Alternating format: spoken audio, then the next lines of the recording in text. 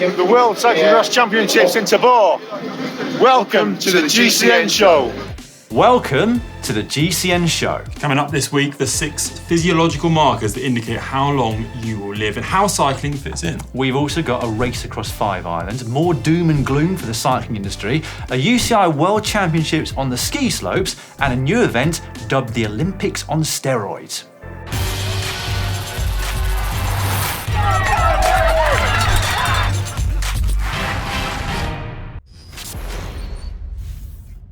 This week in the world of cycling, we learned that Matej Mohoric is still pushing the limits of tyre traction. Terrifying. I know. Absolutely terrifying. We also learned that Mathieu van der Poel is now just one cyclocross world title away from equalling the record of Eric de Vlaeminck. True to form, Van der Poel and Van Empel dominated their respective races in Tabor at the weekend, taking their 6th and 2nd titles respectively. Yeah, there wasn't a lot of suspense really in those 2 elite races, was there? It's pretty much a done deal after just half a lap of each. And finally, I learned through a bit of research last week that there are 6 key physiological indicators of life expectancy. Now, obviously, you could get run over by a bus tomorrow, but barring disaster, doctors reckon they can make a good estimate of how long you are likely to live. Well, go on then. What are they? Okay, well, in no particular order, they are VO2 max, leg strength, balance, muscle mass, muscular power, and grip strength. Grip strength? Grip strength, yeah, according to the article that I read on Forever Fit Science. And this is backed up by studies, Conor. So grip strength is strongly correlated with measures of whole body muscle strength, and those who lack grip strength later in life are less able to carry out daily menial tasks. So you could probably put grip strength and muscular power together as one, then as they're kind of both correlated, aren't they? It sounds like it, yeah. I guess grip strength is just maybe slightly an easier marker to measure in most people. Linking this back to cycling then, I don't suppose that riding a bike helps improve your grip strength. It probably doesn't, does it? Unless you're a very fearful descender, I suppose, and hanging on for dear life on every downhill. Yeah, that's a good point. Should we talk about VO2 max then? Yep. Of all the factors you mentioned, that seems like the one that will be higher in cyclists than the general population. You'd have thought so, wouldn't you? And I actually looked back this morning whilst writing the story about what my VO2 max test was back in 2010. And? 74.3, which I remember being quite disappointed about at the time.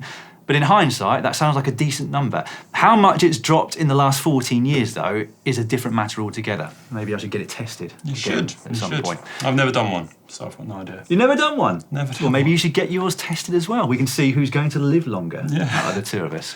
Anyway, for those of you who don't know, VO2 max is basically a measure of your aerobic fitness. So scientifically speaking, it is the maximum amount of oxygen your body can absorb and use during exercise. And it's measured in millilitres per kilogram per minute. For context, top professional cyclists typically in a range of 80 to 90 for men and 60 to 70 for women. Sedentary people have a VO2 max around half that. Half of that, wow. Interestingly also, VO2 max is said to decline by around 4.5 per decade. So the higher it is when you're 30, the better your chance of keeping it in a good place when you get older. In the article on foreverfitscience.com, it says that if your goal is to maximise health and longevity, you should aim for at least 150 minutes of moderate intensity aerobic exercise or at least 75 minutes of vigorous intensity aerobic exercise per week. Yes, that's what they recommend, but that basically follows government guidelines. However, Inigo San Milan, who you well know, posted to Twitter recently to say that it should be at least double that. So 300 minutes of aerobic activity per week, which equates to, 5 hours? So just under an hour a day, I guess. Which is where cycling fits in nicely, doesn't it? Most keen cyclists will do at least 5 hours per week, and it's another reason why people who commute to work by bike are shown to improve their life expectancy significantly. There's loads of studies on commuters by bike, isn't there? Anyway, let's move on to the other indications of a long life and whether or not they relate to our sport of cycling. First up, muscle mass. Going out on a limb here, but unless you're a sprinter, I'd say that most pro cyclists' muscle mass is not particularly high. No, yeah, I thought the same. I understand your thought process and my thought process. But actually, cycling is proven to build muscle, particularly in the legs, obviously, but only to a certain point. You're never going to look like Arnie by doing 5 hours a week on a bike. I would say. No. But it is proven that you will build a certain amount of muscle mass, leg strength, and muscular power. So 3 of the aforementioned key indicators of life expectancy, which is good news. That said, there are many benefits to adding some weight training Yeah. into your weekly schedule, but for both for general health and also for on-the-bike improvements. Yeah, it's just one of those things that I never get around to doing though. In fact, I did buy a few weights, some kettlebells and adjustable dumbbells late last year, but they're not doing me much good gathering dust in the corner, really. I'm too big for the chin-up bar. Lastly then, balance. It makes sense to me that cycling would help you balance. You're not going to get far on 2 wheels without it. No, that is very true. You'd topple over, wouldn't you? Well, I found a couple of studies on this, one of which concluded that cycling was not a statistically significant independent predictor of timed one-leg standing balance, but then in the other, participants significantly improved their performance on measures of one-leg standing balance. Sounds like the jury is out then. Inconclusive, I But think. it's certainly not detrimental. No. It sounds like we picked the right sport for longevity. Yeah. Well, there are 2 factors to longevity that weren't in that article and that we haven't covered so far on this show, they being socialising and diet. Diet, obviously, something that differs significantly from person to person, even cyclist to cyclist. And if you haven't already seen it, I would really recommend watching Ollie's How to Actually Lose Weight video from last Friday. Even if you are not looking to lose weight personally, there are some fantastic insights on there on what you should and shouldn't be consuming in your diet. And socialising, that's got to be the best one. And the best thing about cycling, you get to regularly meet up with like-minded mates and ride for a few hours Do too. you know what the best thing about it is? What's that? It's mobile phone free. That is So true. it's proper socialising Yeah, you without can't- distractions. Can't get the phone out. Let's throw it out there though. We'd love to hear from you. If cycling has had a positive impact on your general health, maybe some of you have actually measured the physiological improvements since you started, let us know. We're always interested to hear your thoughts down below. And now it's time for cycling shorts. Next up, cycling shorts. Now, we've all had our excuses for stopping for a moment on a ride to catch our breath, but this first story, well, it really takes the biscuit. Yeah, ultra racer Chris Hall was recently out in the Canary Islands in Spain for the Gran Gaucho Audax, a 600-kilometre race across 5 islands. I've taken the route on myself actually, and it is a stunner. Chris, however, got more than he bargained for mid-race when a paraglider crash-landed in a tree nearby to him while he was racing. He stopped to help and thankfully everyone was okay, with nearby workmen stepping in until the rescue crew arrived. Glad he didn't leave him hanging there. Dropping from the sky like shares in Peloton, which continue to go in the wrong direction after the latest financials were made public just last week. A drop of 23% coming off the back of a reported decline in revenue of 6% compared to last year and 34% to the year before that. Tough times for the online training It's not platform. been good, is it? And moving on to our next piece of news this week, tough times too for Parisian SUV drivers. A recent referendum in the French capital passed a landmark vote that will triple parking charges for SUV vehicles. Yep, it is the latest effort by next year's Olympic host city to make Paris a friendly, greener place for pedestrians and for cyclists. You'll now pay €18 per hour to park a vehicle over 1.6 tonnes. Let us know in the comments what you think of that particular move. Personally, I think it's a good one. SUVs, they're great if you're in the wilds of Mongolia or their equivalents, but in a city centre, I think they should be outlawed. They're too big, they're too polluting, they're too dangerous. Good one, Paris. Connor's not exactly sitting on the fence with his opinion on that subject. Something I'm not sure we've ever said here on the GCN show now, because we are heading to news from the ski slopes. The reason for that is because at the end of this week, 50 athletes are going to line up for the UCI's first ever Snow Bike World Championships. They take place over in the French Alps. We've seen downhill riders take on the snow in Mega Avalanche. Indeed, Hank entered one himself last year. The Snow Bike Championships, however, is all raced on snow, taking on alpine ski courses with 2 wheels. There'll be 2 events, the Super G and the Dual Slalom. I don't know about you, but I want to try it. This looks like a lot of Really? fun. It looks insane. Well, if you want to try it, Connor, I'm sure we can arrange it somehow. Have you ever been skiing? No, never been skiing. You've never been skiing? No. Have you ever been snowboarding? Never been snowboarding. I've done cycling though. On snow? No, not really. But No, I mean, it's not boding very well. It can't be that hard, and it's a soft landing as you well. can give it a go. You can It give it a goes go. wrong. One thing that I definitely don't want to try is the Enhanced Games, which will see its first edition this December. It's been dubbed the Olympics on steroids. No testing for performance-enhancing drugs will take place. Peter Thiel, who's the billionaire backer of that event, argues that this will see truly fair competition and that sports can basically be safer if you don't have drug testing.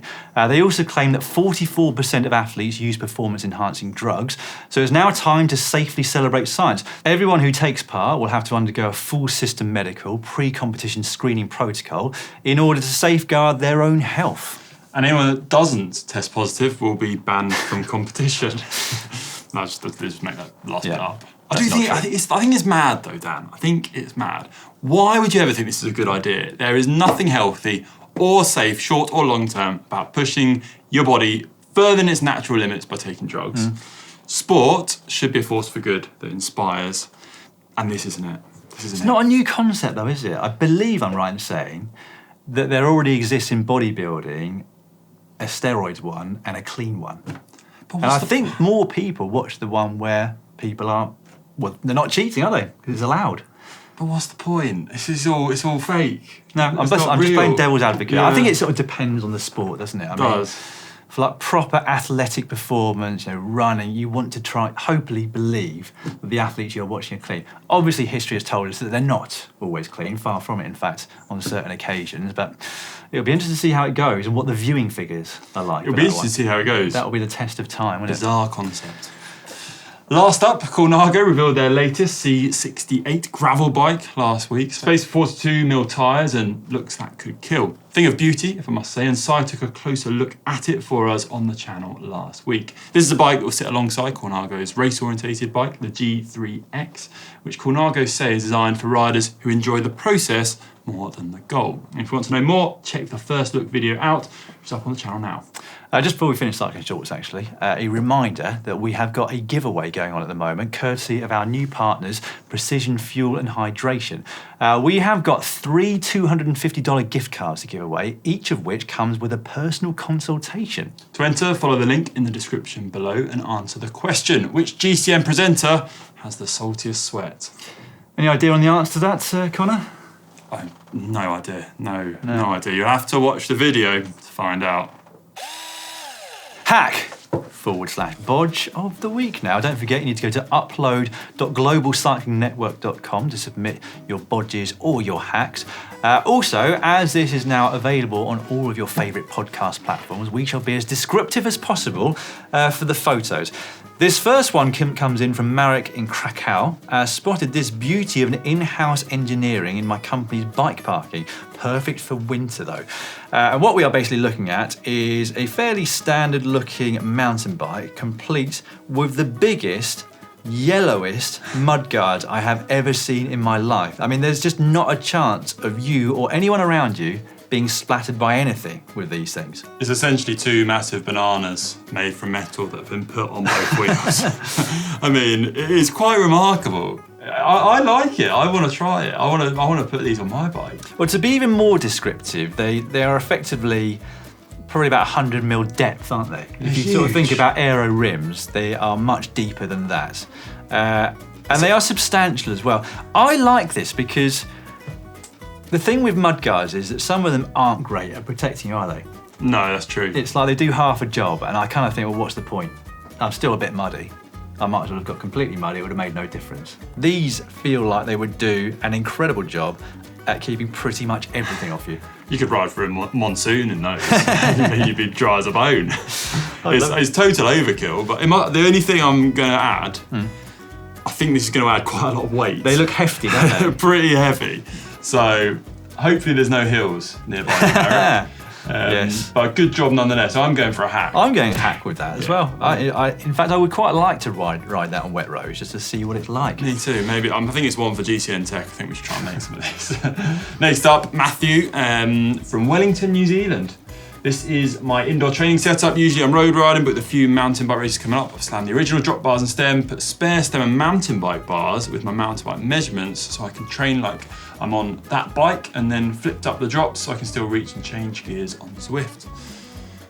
So it's 2 bikes in one basically. So we've got the full-on mountain bike bars literally whacked on top on the steering. Yeah, so it looks like there must have been some spaces beneath the original stem which have been taken out, slammed, as Matthew pointed out, which has allowed room for a secondary stem on top of that, in which the mountain bike bars are clamped. I think this is another great idea because if you go from a road bike to a modern mountain bike with those insanely wide bars, it feels so alien, doesn't it, the position? Yeah, and if you can recreate that at home on a trainer, get used to it, why not? And that's minimal effort, really, just whacking your bars on. Exactly. I mean, there's nothing like having a bike that's permanently set up on an indoor trainer to encourage you to get on it in the first place. That is it. That's One the less barrier. hurdle That's to the get barrier on. to overcome.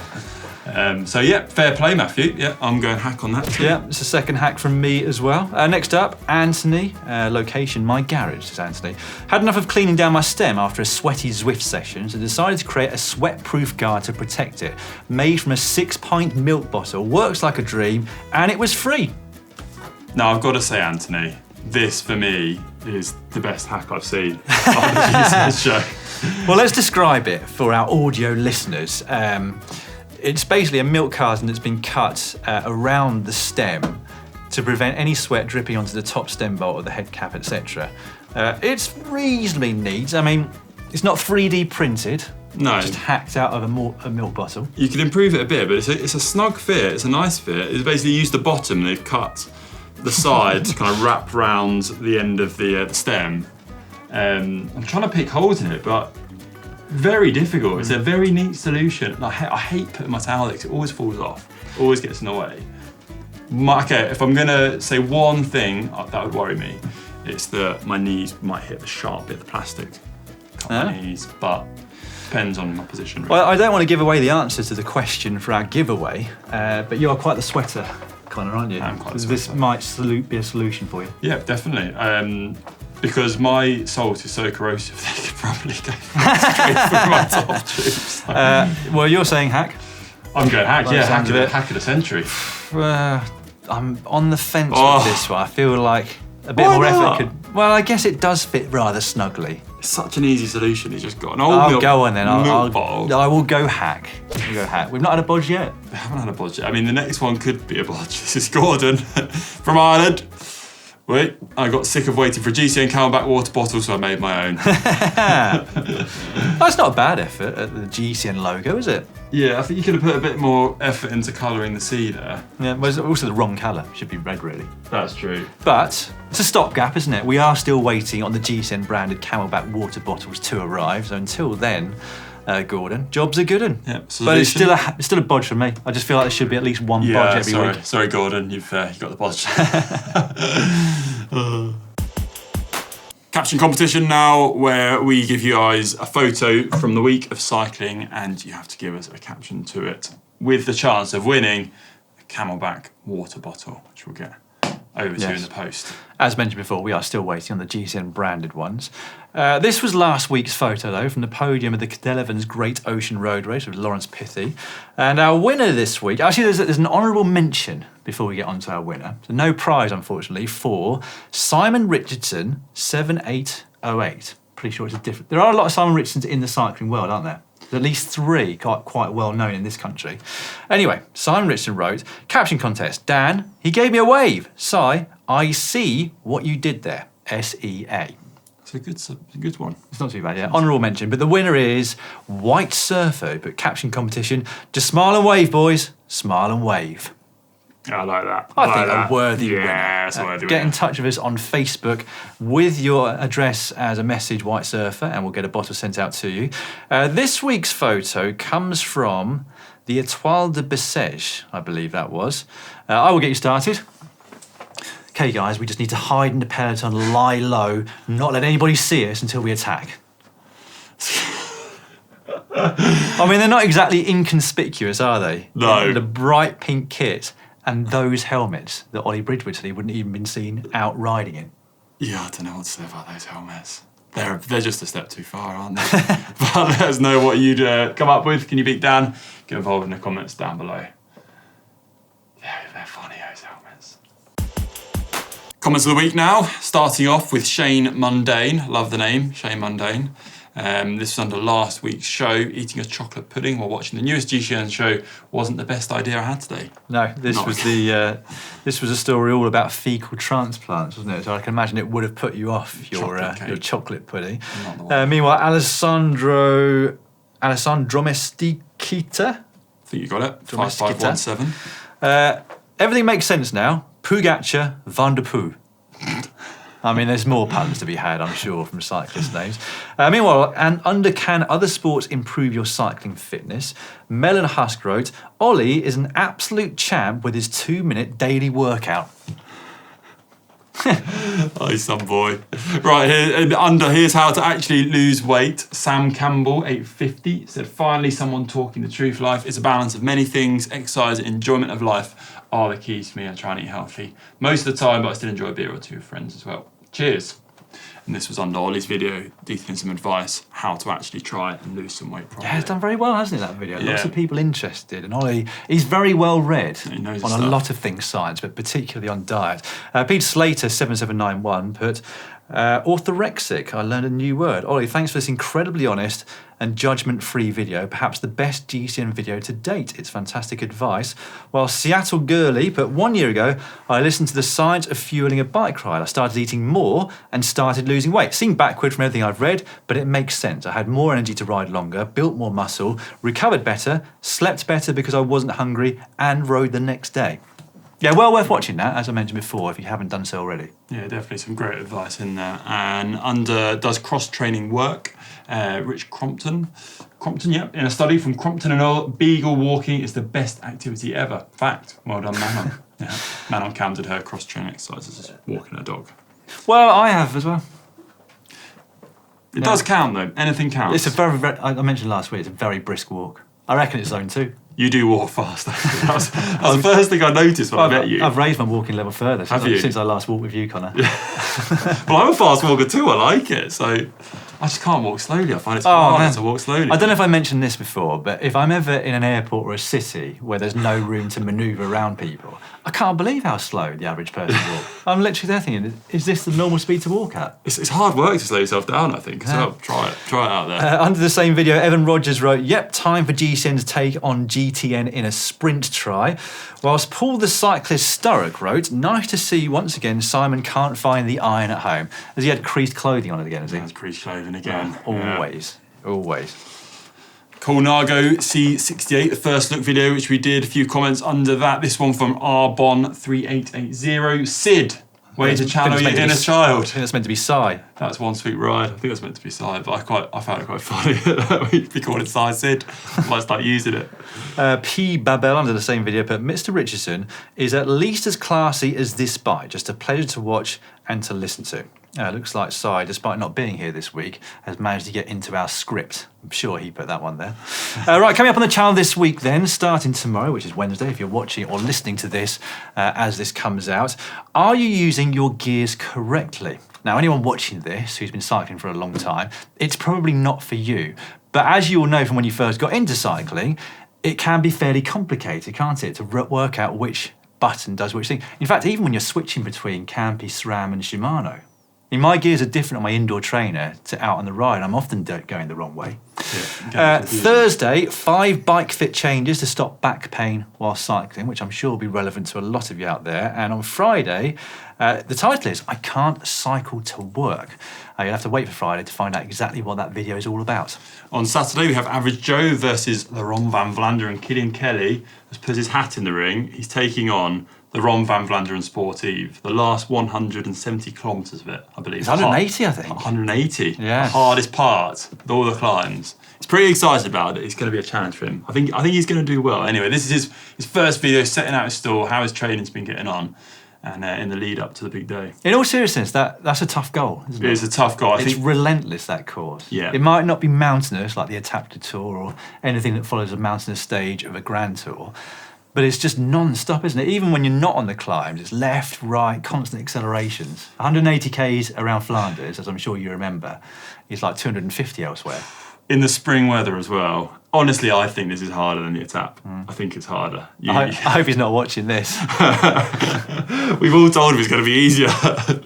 now he's entered, we can tell him the real stuff. But yeah, good luck, Killian. On Sunday, we've got Is This the World's Fastest Bunch Ride? And this is back from when Ollie and Hank were out in Tucson. Yeah, I think that was supposed to come out last week, but it was delayed slightly. You'll be able to watch that this coming Sunday. Right, that is the end of another GCN show. Thank you all for watching. Please give this a like and share it with your mates if you'd enjoyed it. And don't forget to comment below with your experiences of how your health has changed through cycling.